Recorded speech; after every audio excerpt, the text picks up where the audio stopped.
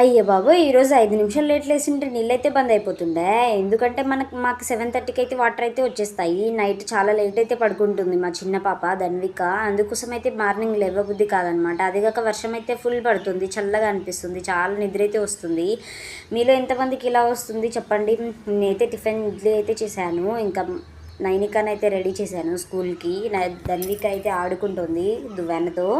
ఇంకా తనని వచ్చేసి నేనైతే పాపకైతే కిందనే తినిపించేశాను. స్కూల్కి అయితే ఇచ్చేసాను. ఇంకా తను వెళ్ళిపోయింది బాయ్ చెప్పేసి.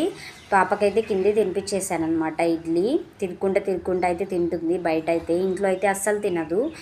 ఇంకా నేను ఇంటికి వచ్చి తనని పడుకోబెట్టేశాను.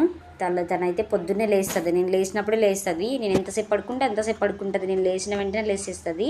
ఇంకా తనకు పడుకోబెట్టేసి నేనైతే టిఫిన్ అయితే చేసేసాను.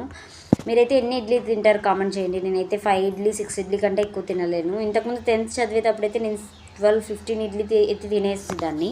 కానీ ఇప్పుడు తినలేకపోతున్నాను. Bye bye. Like share and subscribe.